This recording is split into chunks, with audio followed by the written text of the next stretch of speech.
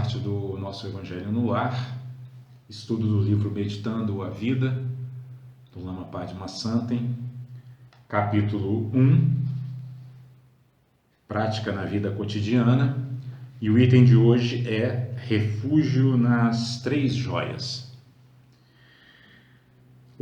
Onde o Lama começa dizendo assim: o budismo pode ser resumido pelas expressões Buda, Dharma e Sangha, os três refúgios ou as três joias. Cada um de nós é um Buda, nossa natureza é perfeita. Nossa mente é um diamante, mas por operarmos a partir de certos referenciais, ela parece contaminada. É como se o diamante estivesse coberto de barro. Então, olha só que coisa interessante. A nossa mensagem de hoje foi êxito, né? E o que ela dizia? Que êxito na perspectiva espiritual é justamente a gente conseguir fazer com que essa nossa natureza, essa natureza a qual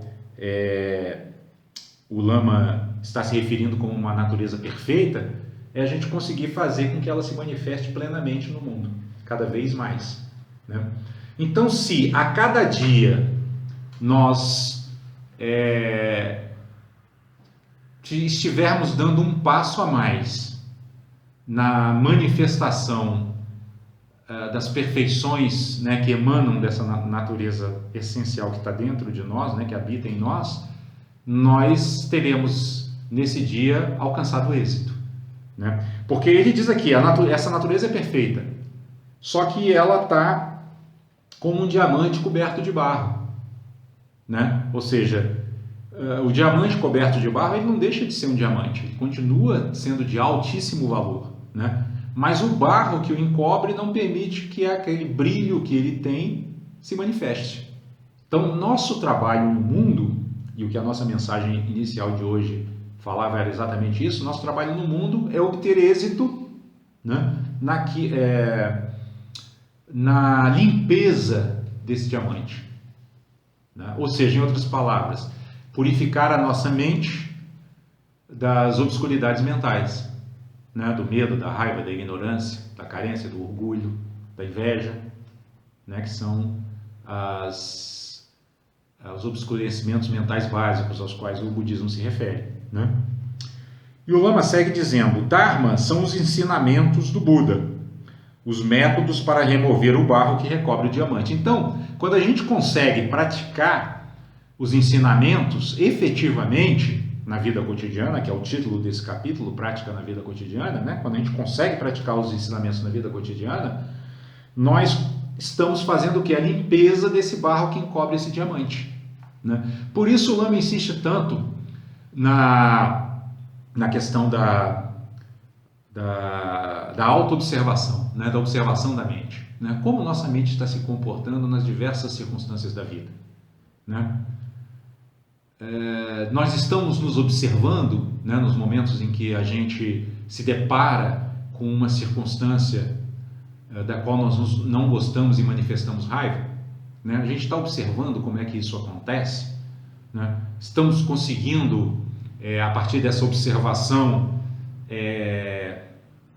diminuir o automatismo da nossa mente, a forma automática como ela reage nesses momentos de explosão raivosa. Se estivermos fazendo isso, né? Se estivermos executando esse processo, estamos tendo êxito na nossa missão na vida, né? Que é a principal, digamos assim, missão espiritual que nós temos na vida é a purificação da nossa mente. Porque uma mente não purificada, ela não consegue se ajudar e, consequentemente, não consegue ajudar os outros. Ela não consegue manter o equilíbrio e, consequentemente, não pode ajudar a ninguém, né? E ele segue dizendo, num sentido interno, Dharma é a compreensão que brota da mente iluminada. Quando repousamos na natureza liberta, além do espaço e do tempo, podemos olhar as atividades da mente sem flutuar. Isso aqui parece extremamente metafísico, né? Porque além de espaço e tempo, é uma coisa que a nossa mente comum não consegue imaginar. Porque todas as elaborações mentais da nossa mente ordinária, elas têm como referencial o tempo e o espaço, né? Ela tem como referencial um tempo que está passando, né? E um espaço que eu estou habitando e no qual eu estou me movendo, né? Porém, repousar na natureza liberta, além de mente e espaço, nada mais é do que fazer o exercício que está proposto no item 6 do roteiro de meditação de 21 itens do Lama Santen, né, do CEP, que recomenda repousar na presença, né? E como é que a gente repousa na presença? Procurando não permitir que a nossa mente esvoasse, né, em direção ao futuro, fazendo projetos em relação ao futuro, ou em direção ao passado, né, remoendo lembranças de um passado que já se foi, né? Então isso aí, muitas vezes a gente pode pensar assim, poxa, mas é muito difícil, porque mesmo que eu queira me fazer presente aqui e agora, né, minha mente brotam pensamentos, né, em relação ao futuro ou lembranças em relação ao passado. Porém, existe um pulo do gato aí que é muito interessante que os mestres nos ensinam, né? Não lutemos contra esses pensamentos, simplesmente observemos esses pensamentos, né? O que significa observar esses pensamentos? É assim, por exemplo, eu estou tentando fazer o exercício de permanecer aqui, nesse momento, né? No caso agora, ouvindo os ensinamentos, refletindo sobre os ensinamentos. E aí, de repente, a minha mente pensa em alguma coisa, poxa, amanhã, não sei se, talvez eu precise ir no supermercado e tal, pronto. Surgiu um pensamento que me tirou do presente, né? Porém, como é que eu não permito que esse pensamento me tire do presente? É observando assim, surgiu um pensamento que me tirou do presente, porque aí eu vou estar no presente. É compreensível isso? Porque eu estou observando o que está acontecendo agora com a minha mente. Ela também faz parte desse conjunto, dessa presença que está aqui agora, né? Aqui tem cadeiras, tem mesa, né? Tem livros, tem os ensinamentos e tem a minha mente que se movimenta o tempo inteiro. Então, se eu observo o movimento dela, ao invés de embarcar no pensamento, de me enganchar com o pensamento, entende? E me arrastar por esse pensamento, porque o que é arrastar por esse pensamento? É, por exemplo, não sei se eu tenho que ir no supermercado amanhã. Meu Deus, é mesmo. E agora, nossa, preciso já planejar isso. Acho que eu vou sair às 8 horas. Aí já me enganchei. Agora, se antes de começar esse processo o pensamento surge, eu falo assim, olha, surgiu um pensamento aqui que está me conduzindo ao futuro, está me tirando da presença. No mesmo tempo eu repouso de novo, na mesma hora. Porque ao invés de embarcar no pensamento, eu o observei. E ele faz parte desse conjunto de coisas que estão acontecendo aqui. Então não é nada de muito metafísico. Isso está além de tempo e espaço, percebe? Porque o pensamento da preocupação com o supermercado amanhã estava me remetendo ao futuro, ou seja, me colocando de novo na linha do tempo e do espaço. Mas a minha observação fez com que eu retornasse à presença, sem precisar brigar com o pensamento, né? Sem precisar, poxa, como é que esse pensamento surge agora que eu estou contemplando os ensinamentos? Que coisa absurda. Pronto, aí eu também já me enganchei nele. Eu me engancho nele se eu me deixar seduzir por ele, e me engancho nele se eu brigar com ele, né? Então eu nem brigo e nem me deixo seduzir por ele, eu simplesmente o observo. E ele passa a fazer parte desse conjunto de coisas que eu estou observando agora e que estão aqui presentes, né? E assim eu não saio do meu repouso na presença, né? Ou seja, em outras palavras, eu acolho o pensamento, né? Isso é acolher o pensamento. Acolher o pensamento é nem se enganchar nele, né? Nem se deixar seduzir por ele, nem brigar com ele. Simplesmente observá-lo, que ele faz parte da realidade. Eu não tenho que rejeitá-lo também, né? E com isso, a coisa mais importante, o resultado mais importante é esse: minha mente não flutua. Quando eu faço essa observação, ela não flutua, conforme está dizendo o Lama aqui. E o Lama segue dizendo: Sangha é a comunidade daqueles que praticam, é onde praticamos a moralidade, que consiste em se mover sem causar malefícios, buscando o benefício dos outros. Com o tempo, reconheceremos todos os seres como parte da Sangha, né? Então a Sangha é simplesmente isso, é a comunidade daqueles que praticam, né? Então ele já explicou as 3 joias, né? O Buda é o mestre, né? Que a gente pode considerar como o Buda histórico, né? O Buda Shakyamuni, ou nesse sentido aqui ele é bastante amplo. Se a gente tiver como, por exemplo, no nosso Evangelho, estudando o Evangelho segundo o Espiritismo, esse Buda é Jesus, né? Que na linguagem cristã é o Cristo, né? O Buda, né? O Cristo. Mas a função é a mesma, né? Então pode ser um personagem histórico, Buda, Jesus ou algum outro, mas num sentido ainda mais profundo, o Buda é a nossa natureza essencial, é a nossa natureza búdica, é o mestre interior, que está o tempo todo disponível para nós. E que quando a gente consegue repousar na presença, né, quando a gente consegue se fazer presente, sem se deixar tomar por expectativas em relação ao futuro ou lembranças em relação ao passado, a gente consegue se conectar com ele. E ele é uma fonte ilimitada de bênçãos, de alegria, de felicidade e de sabedoria. Né? Então isso é o Buda.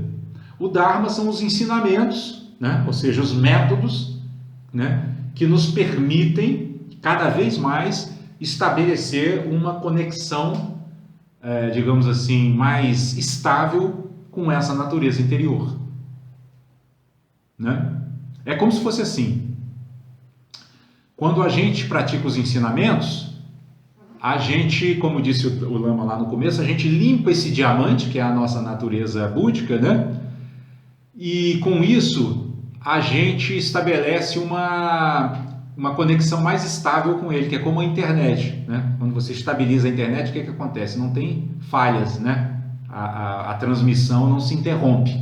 Então é isso que a gente procura fazer também, construir uma transmissão estável, com a nossa, né, uma conexão estável, aliás, com a nossa natureza búdica. E é para isso que servem os ensinamentos, né?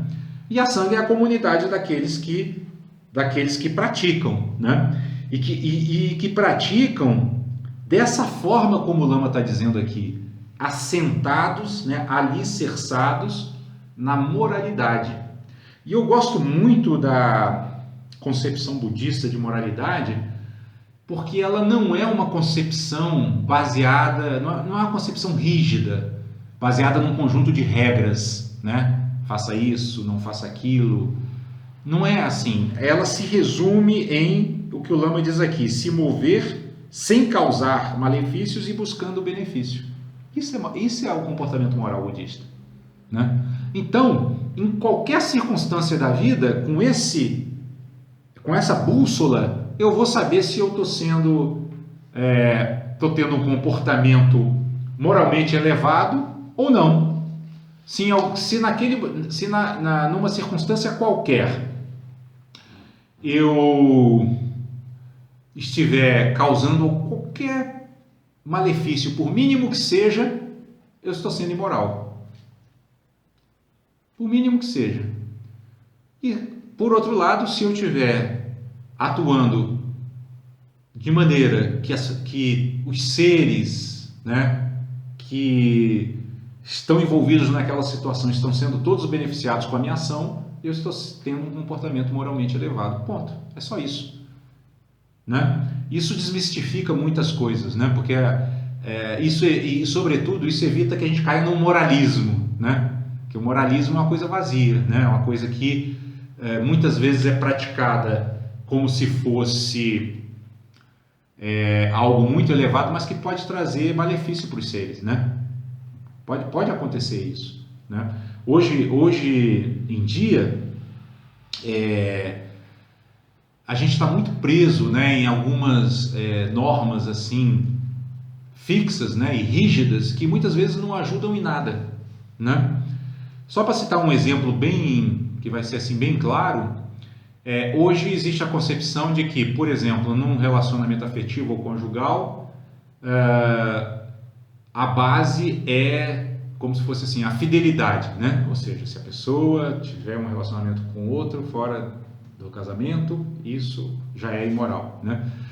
Ok, não vamos discutir essa regra, mas muitas pessoas que são fiéis nesse sentido são extremamente imorais nesse sentido profundo que nós estamos colocando aqui, porque não tem, vamos dizer, relações extraconjugais, mas em casa são ásperas, são ríspidas com o seu companheiro ou com a sua companheira, né? São ciumentos, são possessivos, né?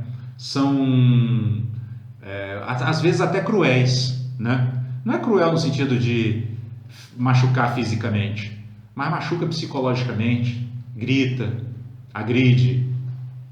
Qual é o valor que tem essa fidelidade, então?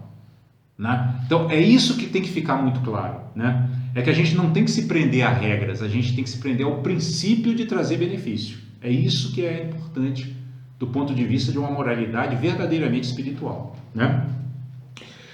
E aí, o Lama segue dizendo: moralidade e meditação vêm juntas. Se a pessoa pratica 1 hora de meditação e 23 horas de iniquidades, não adianta. Então é óbvio, né? Não adianta que eu pratique ali 15 minutos de meditação, que eu consiga desenvolver uma capacidade de concentração bem refinada, se depois daqueles 15 minutos ou daquela hora de meditação, as outras 23 horas do dia eu, para usar uma linguagem comum do dia a dia, né, eu toco o terror, né? Ou seja, saio agredindo pessoas, saio falando mal dos outros, saio mentindo, saio falando, enfim, fazendo todo tipo de negatividades, né? Então esse é um ponto muito importante. Moralidade e meditação vêm juntas, né? Porque o Lama diz isso com muita frequência. Quando você, durante um dia, não pratica ações negativas, se você chega em casa e vai meditar, sua mente está mais tranquila para meditar, né? E ao mesmo tempo, se você também tira um tempo do seu dia, todos os dias, para fazer uma meditação, você consegue também depois no seu dia a dia ter um comportamento também mais moral, né? No sentido de mais preocupado com os outros, de mais preocupado em trazer benefícios, né? Então, meditação e moralidade são uma via de mão dupla, né? Uma ajuda a outra, uma apoia a outra, né? E ele segue dizendo que a meditação é inseparável do nosso cotidiano e da motivação de nossas ações. É ela que trará profundidade à visão, permitindo a transformação de qualquer ação em prática espiritual, né? Então é óbvio, né, que na meditação, como a nossa mente se purifica, né, de uma série de obscuridades, por exemplo, ela fica menos medrosa, ela fica menos raivosa, ela fica menos carente, etc., né? É óbvio que ela fica com mais habilidade para lidar com os outros seres de uma maneira generosa, amorosa e paciente, né? Então, por isso que o Lama está dizendo que ela serve como um apoio muito importante para a nossa prática cotidiana, né? Para a prática da espiritualidade no cotidiano, no dia a dia. E ele segue dizendo que, usualmente, nos portamos como mendigos, colocando a felicidade como dependente de algo externo. No momento em que olhamos para fora em busca de felicidade, esquecemos que nossa natureza é uma joia que realiza todos os desejos e nos tornamos mendigos, dependentes de situações externas. É como se fôssemos muito ricos, mas não tivéssemos consciência de nossa riqueza. Quando adotamos uma atitude de mendigo, relacionamos com os outros como quem espera ganhar uma esmola de vez em quando. Aqui o Lama foi bem direto, né? E bem assim, uma afirmação bem forte, né? Porque ele está dizendo que todas as vezes em que nós nos relacionarmos, não só com outra pessoa, mas com qualquer outra coisa do mundo externo, esperando que daí venha a nossa felicidade, nós estamos nos comportando como um mendigo, né? Como alguém que está mendigando felicidade. Por quê? Porque a riqueza da felicidade genuína está dentro de nós, na nossa própria natureza búdica, na nossa própria natureza luminosa, né? Nós temos dentro de nós uma riqueza ilimitada, infinita, e ficamos como mendigos, né? Buscando a felicidade nos aspectos externos que são impermanentes. E por serem impermanentes, são insatisfatórios, que são 2 das 3 marcas da existência a qual o budismo se refere, né? A nossa existência, ela é impermanente, né? Mas, por ser impermanente, é insatisfatória, né? Agora, hoje eu estava ouvindo o monge Gensho também falando exatamente sobre impermanência. Ele disse assim, mas a gente devia pensar que a impermanência também é boa, né? Porque, por exemplo, a gente sabe que essa questão do coronavírus vai passar. Ele falou, inclusive, especificamente sobre o coronavírus, né? É um vídeo bem atual. Vai passar. Então, puxa vida, a gente também deveria agradecer a impermanência, porque significa que a dor, o sofrimento, as aflições e os momentos ruins também passam, né? Então, na verdade, o nosso grande problema não é a impermanência, né? O nosso grande problema é o nosso apego, né? Porque apego significa o quê? Que a gente se agarra a alguma coisa, né? E aí o apego eu costumo comparar com uma pessoa que foi atirada ao oceano, né? E que se abraçou com uma pedra, né? Aí ela apegada à pedra, ela não quer soltar a pedra, o que acontece? Ela afunda e morre afogada, né? Se ela solta a pedra, ela pode subir, ir para a superfície e respirar. Então, nosso apego é assim também. Ele nos afunda nas emoções perturbadoras e afoga toda a nossa possibilidade de manifestar a riqueza da nossa natureza interior, da nossa natureza búdica, né? Nós, quando não combatemos o apego, nós ficamos como seres abraçados numa pedra que nos leva para o fundo, né? Para o fundo desse lodo de sofrimento que é essa nossa existência, da forma como a gente a conduz, né? E o Lama, no último parágrafo, diz: quando uma pessoa entra nessa situação, que é a situação do mendigo, né? Os horizontes da mente se fecham e ela não sabe mais como sair dessa armadilha. Ela esquece a experiência de liberdade de sua natureza luminosa básica. O budismo tem por função unicamente revelar essa natureza básica. Então, olha que interessante, né? Ele diz aqui exatamente que quando a gente se comporta como esse mendigo que está buscando a felicidade em coisas externas, né? A nossa visão se estreita. Por que ela se estreita? Porque, por exemplo, se eu acho assim, eu vou ser feliz quando eu comprar minha casa própria, né? Então, o que eu estou fazendo com isso? Eu estou estreitando toda a minha possibilidade de felicidade, né? É como se eu dissesse assim, eu só vou ser feliz se eu comprar a minha casa própria. Por isso é que o budismo chama isso de condicionamento. Eu coloco condições. Eu me torno um ser exigente, né? Eu exijo que seja assim, porque se não for assim, eu não serei feliz. Me fechei. Reduzi a minha possibilidade de felicidade, né? Condicionei a minha felicidade à realização de um desejo. Daí porque, né, que o desejo é considerado no budismo e em tantas outras doutrinas como a raiz do sofrimento, né? E o Lama segue dizendo: a experiência de liberdade não é uma teoria, é algo completamente prático. É como um carro atolado. Basta tirá-lo da lama para ele andar. O carro não está danificado, só preso. É o caso da nossa mente. Nossa mente é como um carro atolado. Onde é que ele está atolado? No lodo, né? Que no budismo é descrito como o lodo do nosso apego, da nossa inveja, da nossa carência, do nosso medo, da nossa raiva, do nosso orgulho, da nossa ambição, da nossa inveja, né? O nosso carro, que é a nossa natureza interior, está atolado nesse charco, nesse lodo de emoções perturbadoras. Mas ele está lá, intacto, prontinho para andar. É só desatolar. Desatolar aí significa então o quê? Praticar o Dharma, praticar os ensinamentos, né? Limpar a mente de todas as suas obscuridades mentais, que são o atoleiro. As obscuridades mentais são o atoleiro, que não permitem que o carro da nossa natureza luminosa se manifeste de forma livre.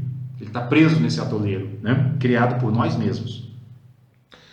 O ponto básico para a liberação é a motivação, pois é ela que comanda o aspecto sutil da energia da ação. A motivação mais sutil é tomar refúgio no Buda, no Dharma e na Sangha, para benefício de todos os seres, né? Então aqui tem duas coisas importantes, né? Primeiro, o fato de que o ponto básico para nós alcançarmos a liberação, a libertação de todos sofrimentos, né, para a gente tirar o nosso carro desse lamaçal onde ele está atolado, o básico é a motivação. Você tem que estar motivado, né? Você tem que se sentir entusiasmado por esse trabalho, né? Esse trabalho de limpeza do diamante, né? Como ele se referiu lá atrás, né? De tirar o barro do diamante, de tirar as impurezas da mente, né? E isso acontece quando a gente consegue cultivar uma renúncia ao modo ordinário de operação da mente, né? É uma coisa muito importante essa. Nós não temos que renunciar ao mundo, nós temos que renunciar à forma como nós operamos no mundo, né? Então, nós podemos estar fazendo qualquer coisa no mundo, podemos estar trabalhando, né? Podemos estar construindo uma casa, podemos estar comprando um carro, qualquer coisa, né? Mas é preciso que a gente faça essas coisas sem apego, sem aversão, sem carência, né? Ou seja, eu não estou comprando um carro ou construindo uma casa porque sem isso eu não sou ninguém, não, né? Não estou fazendo por causa disso, não estou mendigando felicidade do mundo externo, né? Estou atuando no mundo para realizar coisas, mas sem apego, sem aversão, sem carência, sem raiva, né? Ou seja, sempre com equilíbrio, paciência, equanimidade. E aí vem o outro ponto, que é o que o Lama fala assim, a motivação mais sutil é fazer tudo isso, né? Para benefício de todos os seres. Ou seja, sem uma motivação assim exclusivamente pessoal, né? Mas é assim, poxa, quando eu atingir estágios, ou melhor, eu quero atingir estágios mais elevados, né, de espiritualidade, para trazer benefício para outros, para que eles atinjam também. Esse é um ponto, né? Esse é o ponto mais sutil, esse é o ponto mais elevado da motivação, que nos leva até a fazer uma analogia com o Evangelho segundo o Espiritismo, né? Quando no capítulo 15 ele se baseia na afirmação de Jesus que diz: fora da caridade não há salvação. Que a caridade é o quê? É esse interesse genuíno em trazer benefício aos seres.